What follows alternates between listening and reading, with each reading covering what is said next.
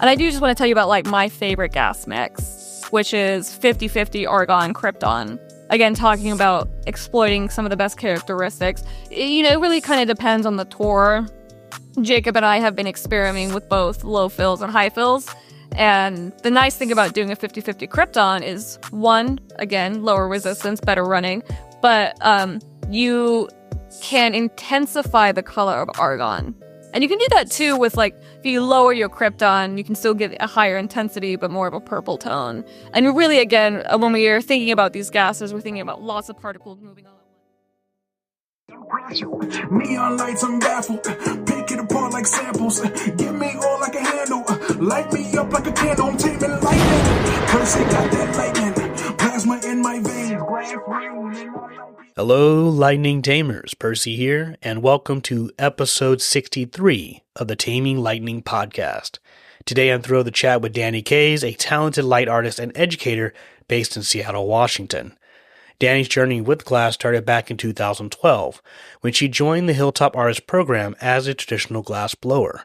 Since then, she's dived deep into the world of neon, apprenticing as a commercial neon bender at a prominent Seattle sign shop, and embracing neon as her primary creative medium. Dani's work is bold, playful, and unapologetically vibrant, often exploring humor, absurdity, and the temporary nature of neon itself. She describes her art as big, bright, and always flashing, pieces that are more challenging about the idea of what can become art rather than following traditional artistic conventions. With a degree in biochemistry from the University of Puget Sound, Dani brings a scientific lens to her neon practice. She's also a passionate educator, deeply committed to open access to information, ensuring the neon community continues to grow and evolve, sharing her knowledge at places like Pilchuck Glass School, the Museum of Neon Art, and the Glass Art Society. In this episode, we'll take a lightning round of different topics, like how different gases influence the colors we see in neon art, why color theory is such a big part of the process, and the science behind vacuum systems and potential for gas mixtures. We'll also get into some more technical topics like getters, or whatever Dani prefers to call them. We'll talk about pinning mixtures and ionization efficiency. But don't worry, Dani has a knack for making it all easy to follow. We'll also hear how our scientific background has shaped our artistic approach, the questions on neon that she's still curious to explore, and of course, we'll talk about the boy, her energetic furball of a feline who's always by her side. So settle in for a great conversation with someone who's not only making neon art, but also someone who's advancing the craft with curiosity, humor, and a scientific edge. Welcome to the podcast, Dani Kaes. Hey Percy, I feel very hyped up. Thank you for the intro. Yeah, it's been like a crazy week. So, whether or not you listen to Jacob's episode first or Dani's episode first, they were both here this week in Pittsburgh. How are you feeling about Pittsburgh? I love Pittsburgh. I think that I could almost live here. I have loved the vibe. I've loved the food. The only thing I don't love is the weather, and I think that's a big thing to not live here. You know what I mean? Yeah, if you had like a personal like atmospheric suit that replicated Tacoma, Seattle weather, would you be fine living here? It'd be kind of interesting. I think so. The problem with Pittsburgh is that the air is wet, which I don't think we get in Seattle a lot unless it's raining. Even the rain here this summer has been hot, which has been a crazy experience. Me and Jacob got off of the plane and we both gasped when we got out of the airport. It was crazy.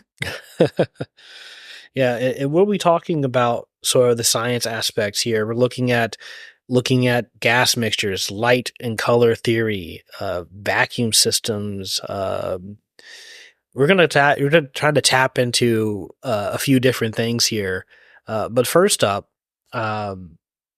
let's get like a little bit more of your background. Like, what can you tell us about yourself here when it comes to your interest in the sciences and where they intersect with art and neon? Yeah, so I was always kind of good at science. Like, a lot of things made sense to me. And so when I was going through school, it seemed odd that I ended up going to art school. But I always kind of thought of myself as an artist and a maker. And a lot of that came from growing up in the Hilltop Artist Program in Tacoma, Washington, where we were introduced to glass at such a young age and interested in making. And so I grew up thinking myself as a maker. Mm-hmm. So I was going to art school. I was really, really struggling in art school just because so much about art school was the theory of art. Like, I remember being in an oil painting class and not learning how to oil paint and being really, really frustrated. And I was working in art at the same time. I was very privileged to grow up where I grew up. And through the Museum of Glass and through Hilltop, I got to experience so much of the art world. So going to art school while also working in the art world was a really interesting dichotomy, because I remember one of my professors being like, I'm going to fail you because you're not in the studio enough, when I was in a studio environment almost 24/7, it felt like. It was just outside of the school institution. And so when I got my job at the neon shop, I became really interested in the aspects of neon that no one really had any answers for. Like, I remember asking my mentor so many questions about why we were doing certain things when we were processing, and he always just told me, it's just how we do it. Mm-hmm. And so I remember being really interested and really driven to find out why stuff was happening. Yeah. And it seemed like no one else really was. And so I ended up wanting to change my degree to chemistry because I was really interested in gas chemistry. I really fell down a rabbit hole. And they told me I had too many credits and that I could graduate and then come back. And so I ended up transferring schools. And I got really lucky because I ended up at a school that had a great animal sciences department, and they let me do a lot of my own research. Okay. And so I really fell in love with that aspect. So I ended up moving away from chemistry very, very slightly to focus on my own research in biology. Okay. So this is where the cool part starts. You know, Dani's laid out her background, and now we're just going to start pulling stuff out of her brain. All right. So one of the things we'll be talking about is color theory and how that relates to light. I get this question asked all the time. I'm sure you get the same question asked all the time. What are the different colors these gases present when they're ionized, when they're excited and glowing? And what gases do we use? So I love this question because my favorite question that I ever get asked is why neon is red. Because I love the answer, and it's because of the size of the atom. And so neon is red because it has the right amount of electrons away from the nucleus that when they're excited and go into an excited state, they have a discrete amount of energy that is released when they fall back down. And in chemistry, that discrete amount of energy just means it's a very, very specific amount of energy that always happens. Mm-hmm. And each one of those electrons have their own excited states that have their own discrete amount of energy. And in neon specifically, those wavelengths that are produced, those photons that happen when that electron falls down, release wavelengths in the red, orange, and yellow spectrums. Some other ones, but mostly those ones. And so when a tube happens, we basically excite all of those atoms at once. But each individual atom can only have one excited electron at the same time. And so if you basically froze time, you would see really specific parts of yellow, orange, red, and all of these tubes. But because it's happening so fast and there's so many atoms in a neon tube, our eyes average that out to red. Argon is purple-ish. Lavender-ish. Krypton is white. I love krypton because it really, to me, helps me define what additive color theory is. Because it goes into white light because it has these really intense emissions in the red, blue, green, and yellow, which average out to white. Xenon is an interesting one because the atom is so big that a lot of what happens is outside of our visible spectrum. A lot of it happens in the UV. So we really kind of just see the very tail end of this kind of purpley emission. Okay. But it really is dependent on the atom size. And one of the reasons that works and how they could be so differentiated is because at a certain point, it's really hard to get atoms to move their electrons because they're so close to the nucleus. So like for xenon, for example, it's a big atom. And so the ones that are further away from the nucleus are the ones that are most easily excitable.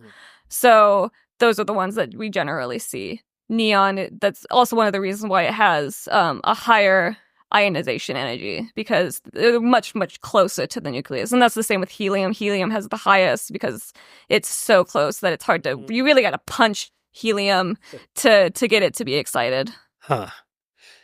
That's fascinating. I didn't know that at all. So I'm learning something right now. Oh, cool. Nice. Happy to be here. Oh man, that's so good. Which generates a new question in my head here. And this is particular to neon. Maybe you know, maybe you don't know. And it's audience, it's okay not to know at the same time. It sure is. It's so good to not know, because then we have something to investigate. Sometimes, when we're looking at these emissions, sometimes you can describe it as like the glow discharge emission. And sometimes when you get into the arc discharges of an ionized plasma, you get sometimes a different color wavelength emitted. Are you talking about like in processing? Like how, so for example, I use neon often as a backfill. And so in processing, when we're using different tores and different temperatures, you can see that light change. And that doesn't seem like it should happen, right? Because it should just be red because of that discrete amount of energy. Yeah. But emission spectrums are affected by several different aspects as well, namely temperature and pressure. Okay. And so those emission spectrums, while they are still discrete and while they would, in various, very specific circumstances, it would still be red. In other circumstances, they can glow to that like bright white, which we're used to seeing at the end of processing. Yeah, that's exactly it. Because if I were to hook up a similar piece, this is particular to plasma light sculptures, where a really clean red neon and filled with neon, you get the red at the glow, but once it gets to high enough pressure, you see an arc or filament formation, and it ends up being sort of this more bluish, or rather, you may be more correct here, white. I'm perceiving a bluish, but it is pushing closer to white in terms of the arc color. Yeah, and I would say that has to do a lot with, again, these extenuating circumstances of stuff like pressure. Those emission spectrums can change depending on, certain characteristics of their environment. And, that often, too, can also be dependent on what else is in there, of course. That's exciting. Literally, pun intended as well. That is exciting. That's awesome. So, continuing with our color theory and light conversation here, can you describe a project in using color theory in which it played a crucial role in the final outcome, and then kind of define the different types of color mixing that we're looking at? So you mentioned additive, and there's also subtractive. Can you define those and then kind of go into your project that you used it for? Yeah, so additive color theory is just, you start with essentially black, right? And then you can add red, green, blue. Those are the additive colors.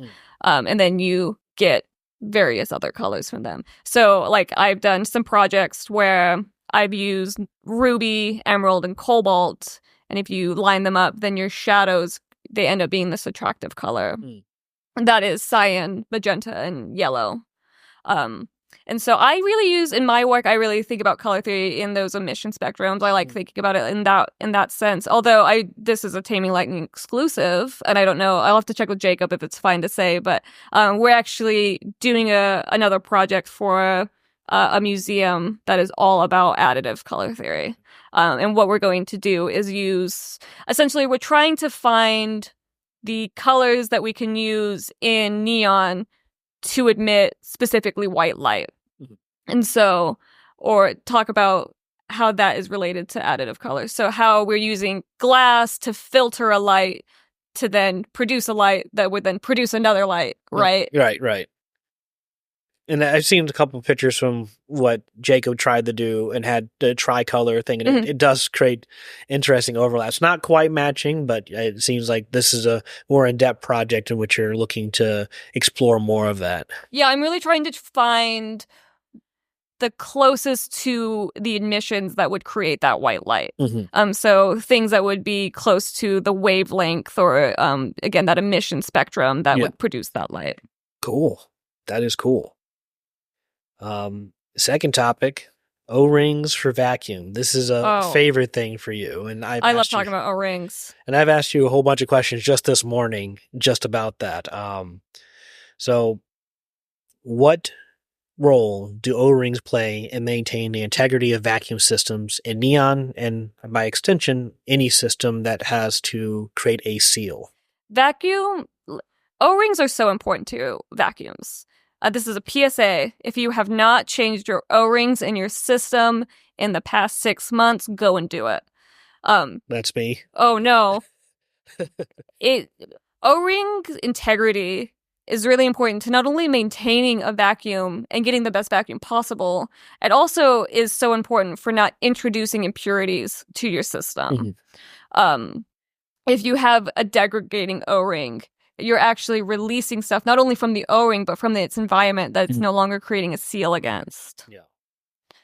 So. And also deformation, like you said, it's sometimes you get the saucer looking. Mm-hmm. It's lost its elasticity, and so it's not coming back into a ring shape, so it stays in a saucer. You got to replace that O-ring. You got to replace that O-ring, and you have to actually. And I'm going to talk about O-rings for a little bit. Okay. So O-ring, there's many considerations to how you're going to choose your O-ring. One of them, chemical compatibility. What is the things coming in contact with this O-ring? A great example is if you're using an oil manometer, usually that oil is dibutyl phthalate.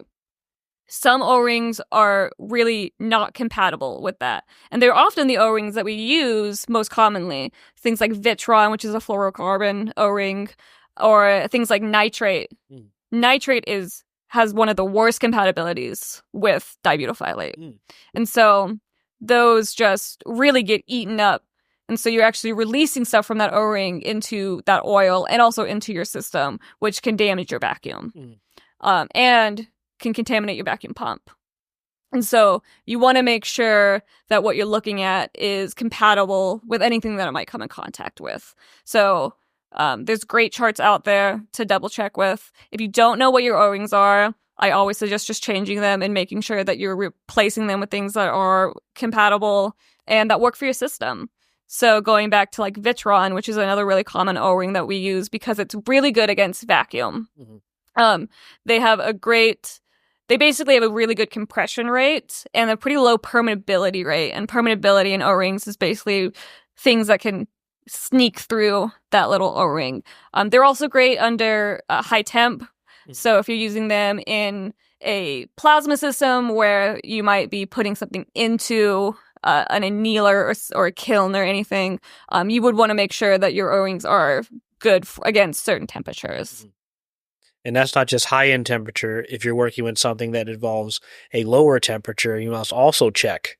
Because not everything that is high temperature has a significant low temperature resistance. Absolutely. And unfortunately, a lot of times, O-rings that are good in one situation might have some characteristics that are undesirable. So you really are going to have to find the happy medium, and whether that is fair against a certain chemical, but really great in its temperature resistant, or really good against a certain chemical, but not so well in like colder temperatures. It's just something to think about. Find that happy little medium. Where could we go to do our own research? And is there some resource that we can reach out to if we have questions? Yeah, so I get all my O-rings from the O-ring store. I'm not sponsored, but they will send you saltwater taffy if you order from them, and I think that's always really cute. My favorite O-ring compatibility chart is from, I think, allorings.com because it has a searchable feature. Mm-hmm. And they have all O-ring types available. So EDPM, which is another one that's really commonly used, Vitron Extreme, which I always thought was kind of funny, as well as Teflon and silicone, which are relatively inexpensive, so they could be really great for some systems. Yeah. And they, again, have a searchable compatibility chart. Nice. Well, I'd love to talk more about O-rings, but we got to move on to our next topic. I know, we gotta keep hitting.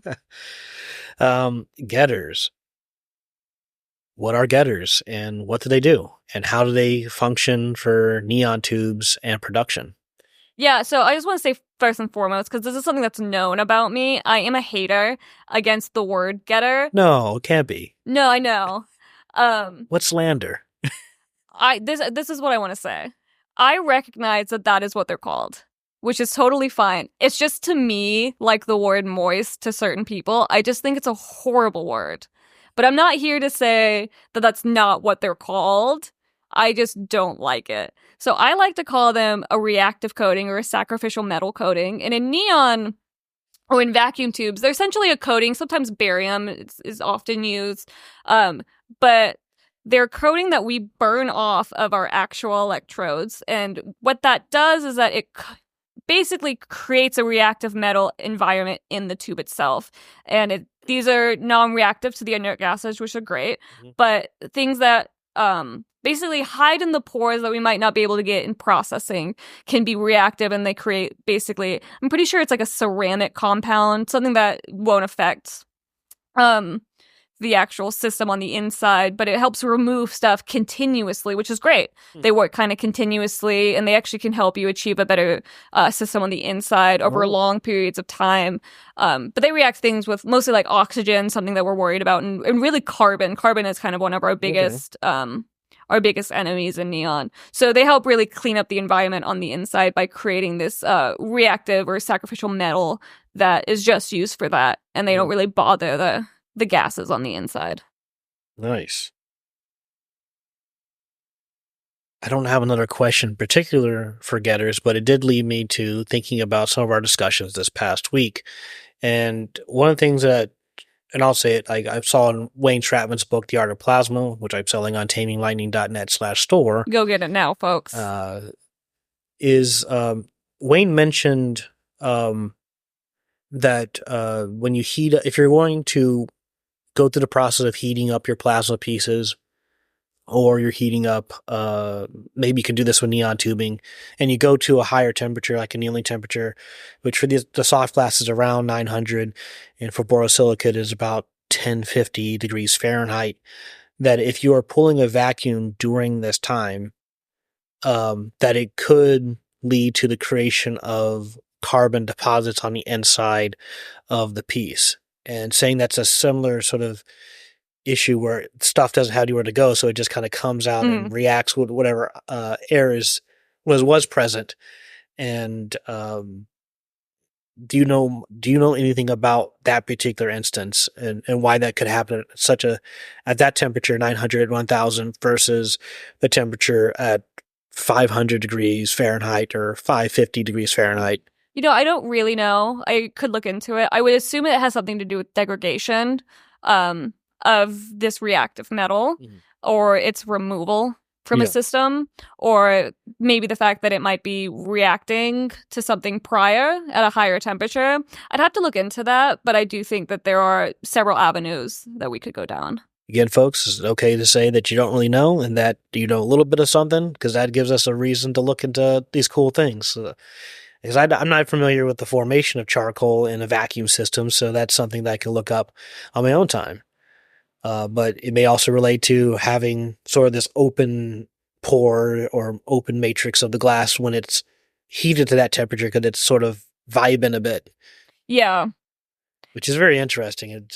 I have a theory about sort of the way the glass is structured between, borosilicate and soda lime, where it's somehow the way it comes together is a little bit more porous in terms of boro. Like, let me give it a better example to kind of discuss this. Is like, even though it's very slow, helium being as small as it is, will travel through borosilicate more quickly compared to its travel through soda lime. Yeah, actually, so Meryl Pataki, I'm so sorry. She's going to listen to this, and I know how to say your name, Meryl, I promise. We actually looked into this a little bit, and I'll have to find the study again, but there was a study about this, and I think it has to do with a sodium structure that has the ability to allow helium to sneak through. Again, I'll have to find the study, and I'm so happy to find it and post it if anybody's really interested. But I do think that there is some research out about that. My dumb brain thinks about like, oh, well, the matrix of the borosilicate has sort of the ability to change rapidly without being affected, because it has room to go from being expanding and cooling quickly versus the structure of soda lime, which sort of doesn't have a lot of room to move and needs to kind of be warmed up first before it starts sprinting. It's an old man glass. I don't know. That's a dumb thing to say, but I love saying it now. Old man glass. Old man glass. Oh man, this is getting good. This is the end of the week. I'm starting to get loopy now. We're so tired, team. We have been running 14-hour days. It's been nuts. And I do want to shout out Percy. Has been such an incredible TA to have and such a support system here. Me and Jacob are endlessly grateful to have you here. And it's been such a fun family reunion to have you here. And it's good to have Maishan. I don't think I could do this without Maishan. Oh yeah, shouts out to Maishan. What a guy. I've said this so many times this week, but the fact that I met Maishan when he was like 12 or 14, and I met Jacob when he was around that same age, and now we're like doing this together and like are in like the world as peers has been such like a beautiful experience. Contemporaries who make the world grow stronger and brighter. Gas mixes, also sometimes called pinning mixtures. I need to do my research on that, but the idea is that you're creating a mixture that is has a particular effect you're looking for or a particular efficiency. Yeah, so a pinning mixture is basically a mixture of rare gases where one has a less ionization energy. So K4 from my neck of the woods is a great example of this because it's a mixture of neon and argon. Argon has lower resistance, a lower energy of activation or ionization energy. And so it actually you can get better running footage, essentially, if you're using K4 versus straight neon. And that's kind of a great thing to have because, fun fact, team, you can use this in your work. If you want, to run more footage off of a transformer and you're running like long neon, we all know neon takes more footage to run. Takes more power. You can sneak in a couple torr argon in there and you can actually get, you can sneak a little more footage in there. Really? And that will actually not change the color too much. As long as you're using low amount of argon, it'll still average because again, we're talking about emission spectrums, the intensity of neon is quite high. And so argon is a much weaker gas in that sense. So you can help basically your footage by adding a little bit of argon without sacrificing that beautiful red. And what instances is K4 used for? So we use K4 a lot in colder weather. So Seattle is not known to be kind of the warmest city ever. So we use it in our mercury tubes because we have a lot of issues with dimming out there. And so we're using straight argon. And this is, again, a great example of using a mixture that can exploit certain characteristics of a gas. So we use K4 to basically inhibit some dimming that might happen in a mercury tube if it was just running argon, because neon will run hotter at a hotter temperature than argon does. Are you familiar with any other mixtures? I heard like blue gas. Is that the flip of K4? Or there's a mixture that has argon, krypton, and neon, with krypton being a very small part, like 10%. Yeah, I don't know anything about blue gas. I haven't heard that that terminology, but I know there are some vendors that sell like a quote-unquote plasma mix that is basically exactly what you're talking about, where you would get certain characteristics in a plasma fill predetermined. Really? And then so you could basically standardize your plasma fills. So you would always put in the same amount of this mixture and the ratio should always work out, right? So if you're putting 50 tori in every single time, you should have the same relative running to whatever desired effect. Legit? Apparently. I don't do a lot of plasma work, but that is the idea, right? That you could standardize something, buy a tank, standardize it, buy a tank, standardize it. That seems like that's feasible. I mean, Global always asks about different mixtures. Global Rare Gases is a company that I partner with. So that's why Taming Lightning is able to sell rare gases at an affordable price to many different institutions, whether it's, you got schools, museums, sign shops, and those who are just interested in grabbing a smaller quantity of gas for their own personal research or experience. But I've been asked about other mixtures that people might want, and that brings to mind, I'm going to have to visit Global pretty soon to kind of talk to Gem A Volt personally, but it takes a bit for those gases to really settle. Mm-hmm. So even if you did figure it out, and you got something that you wanted to try to standardize, even getting a sample, you probably have to wait a little bit for that to kind of homogenize. Yeah, and again, going back to getters, what an ugly word, but you would have to really allow things to react in there. Yeah. That's what like this burning in, aging in process is really about, allowing things to settle, allowing things to react. And those things will, again, react continuously. Yeah.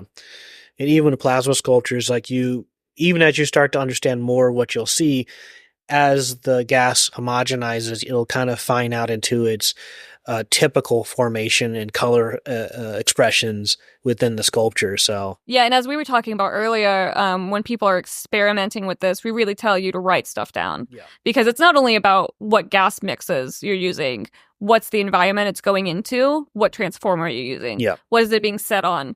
All of those things change how those gases are going to interact. Mm-hmm. And I do just want to say, as someone who has been behind the curtain of working at many a science shop and worked with many a vendor, your gases are really kind of the best out there. Oh, thanks. Especially price-wise. Trust me, I have been rode wet and put away dry, or whatever the term is. Yeah. It can be tough out there, like price-wise, especially from very specific vendors. So I do want to say I've done the research. I've seen it all. If you're going to get some gases, get them from Percy. Yeah, Global, especially Gem A Volt, has been sort of a shadow mentor. We just kind of made a conversation early on when I was starting to build the equipment here at Pittsburgh Glass Center. And throughout the years, he's been submitting information about the changes in the industry as we have gone through the hardest parts of the pandemic, even the early formations of the war between Russia and Ukraine, and how that's affected globally in terms of rare gases, and the people don't additions realize. of yeah. In addition to the instances as research and sciences advance for propulsion systems and navigation systems in space and medically, how those gases are used in the industry. So stay tuned for the Global Rare Gases episode that I'm going to try to set up here soon this summer. And I do just want to tell you about like my favorite gas mix, which is 50-50 argon krypton. Again, talking about exploiting some of the best characteristics. It really kind of depends on the tour. Mm-hmm. Jacob and I have been experimenting with both low fills and high fills. And the nice thing about doing a 50-50 krypton is, one, again, lower resistance, better running, Mm-hmm. but you can intensify the color of argon. And you can do that too with, like, if you lower your krypton, you can still get a higher intensity, but more of a purple tone. Yeah. And really, again, when we are thinking about these gases, we're thinking about lots of particles moving all at once, getting excited all at once, and then your eye is averaging out to a color. Yeah. And so when you were talking about like mixing gases, you're going to average out to whatever the higher intensity one is. Usually that's where it's going to lean. But I love, you can get, especially because they do release some in the UV, you can get similar results to a mercury tube, where you can get some phosphorescence as well, without using mercury if that's not available to you. But it also has, a lower intensity. Yeah. And so, it's not quite as in your face or bright. So it's my preferred mix for a home setting as well. Cool. I really appreciate your approach. I mean, there's so much more that I know we've been talking for years. This is great that we met in recent years face to face, and then we're here again working together at Pittsburgh Glass Center. And yeah, there's going to be a part 2. There may be questions you want to ask for Dani, or that we might investigate. There's questions I want to ask, but we're going to close up here with our final thing here. But not before, let's think about your background in the sciences. How do you apply your scientific principles to the work that you do? Oh, finally, I get to talk about backfills. So when I think about processing, which is my favorite part of doing neon, I'm always thinking about what backfill, because I'm always ready to exploit a gas for whatever best characteristic it is. And so... Wait, define a backfill for me? A backfill, perfect. That That's why you're the host. So a backfill is whatever gas you are using during processing. And so, for example, you've evacuated your tube, you've checked for leaks, and so now you're going to start processing. Usually people use air. They've introduced air into the system to help carry that current around. That would be, your backfill would be air. There's instances where you don't want to use air, specifically if you were using like an uncoated tube. I use uncoated a lot in my work. Adding air is never really a good idea because it's not really going to help you. Right. And the reason why it's not going to help you is because an uncoated tube, like Ruby, for example, I should say that. Basically, it is drawn. It is 100% that color. So it's not a clear gas that has color on the inside or outside. It is just 100% in totality red, which means that it has some form of metal oxides in it. And those are holding on to certain things in those pores of those glass. And that's why a lot of people are having these failing tubes. And one of the reasons why that happens a lot is because they're using air as their backfill. And so when they're heating it up, you're actually reintroducing things and allowing those things to become attracted to things on the inside of that glass. And so you're not getting a really clean pump. Yeah. And so I like to use helium, but oftentimes that might not be available. So neon will also work great as what I call a scrub gas. And basically that means it's allowing things to come in, be excited, go into those pores of the glass, and basically bonk down things, mostly carbon again, to allow them to be evacuated. And that works because of the size of the atom. Like if you look on a periodic table, neon and carbon are almost the exact same size. And so neon's really good at bullying down carbon, basically scrubbing those pores. Helium works even better. It's a much smaller, a much hotter atom. But again, not always readily available. Yeah. And so when I'm really pumping my work, I'm always thinking about backfill. I make a lot of these tubes stuffed with other tubes, little pieces of other things. And so all those pieces of glass are exposed, right? And so if I used air for those, it can actually catch on the edge of those unfinished, because I don't flame polish them or anything. Yeah, you got more of a surface there because it's the inside and the outside of the cutoffs. And so if I add air, what will happen is that they'll be really attracted to those glass, and it will silver, it will stain on the inside of the tube.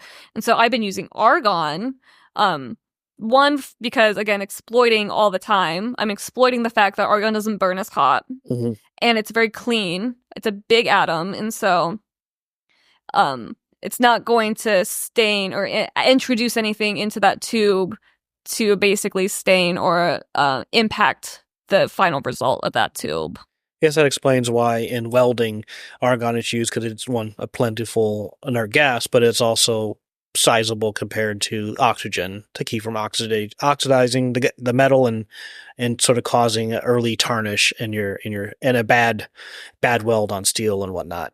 Yeah, and I would also say, so if you're someone who preheats, I'm not really a person who preheats during processing, but that's also, when I do it, it's not I would never re-backfill with air, because you've worked so hard to remove the things in the tube that air would introduce. Yeah. So backfilling it while it's warm especially, you're just reintroducing everything. And so I'm always thinking about what's the next step? What have I removed from that environment? And what do I want to put into that environment to continue? So usually in that instance, I backfill with neon or argon. We're going to have a conversation about that too regarding plasma, because there's some things I've been thinking about too. Like, I didn't use the term backfilling, but now it makes a little bit sense. Some of the things I've kind of played around with on some of my pieces. So put that pin on that. Come back to that later. Final one, the boy. I know more about the boy before I even knew about you. Tell us a little bit about the boy. Oh man, the boy is the most important thing about me. He's a cat that I own. He's changed my life fundamentally. Who I am as a person before him and who I am after, I don't know her. Who I am now fundamentally changed. It was a cosmic moment when I saw him for the first time. I can talk about this cat all day. I won't, but please go look up photos of him. He's so beautiful. He's so funny looking. He is a life cartoon character. I don't know what I'm going to do when he dies. I'm going to walk into the woods and no one's ever going to see me again. The boy, the eyes of the void. He's so funny looking. He's so cute. He's what's known in the industry as a Velcro cat because he just wants to be next to you. He screams to be held like a baby. He wants to be looked at half the time. It's incredible. It's an incredible thing. Well, thank you, Dani, for joining me on the podcast. Like I said, there's going to be many more episodes after this because I got questions. We got discussions. People, if you got questions, you got things that you don't like and things you do like, and things you want to know and things you don't know, send it to Taming Lightning. Right on. Thank you for listening to the Taming Lightning Podcast. Music credits to the following artists in order of appearance. Retro by One, Taming Lightning by Trav B. Ryan, and Walking by Roz Hobb. I hope you enjoy the podcast. Thank you, Dani, for taking the time after a long week of teaching neon tube pulling and bending at PGC. This is a wild week, and there was certainly a lot that was shared and learned.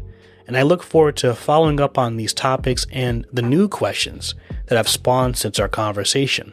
And I hope you can join me for another round of nerding out about the science behind the art of neon and plasma.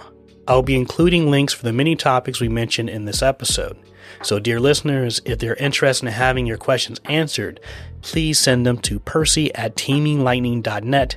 That's PERCY @taminglightning.net. Also, if there are any listeners interested in teaching or recommendations for teachers for the Pittsburgh Glass Center, please send me an email at percy@pittsburghglasscenter.org. That's percy@pittsburghglasscenter.org. I'd like to thank the Pittsburgh Glass Center for supporting me as a place of research and inspiration. The Plasma Art Alliance and the Facebook group Neon and Plasma Art for Beginners, where I have an access to a well of knowledge and connects me to some amazing and supportive people. Please support Taming Lightning by subscribing to the newsletter on www.taminglightning.net or follow on Instagram at Taming Lightning. Other options for support are one-time donations through Ko-fi, spelled ko-fi.com/Taming Lightning. Or you can join me on Patreon for additional perks and benefits. I'll have links provided in the show notes. Feel free to share, comment, and subscribe, and I'll see you next time.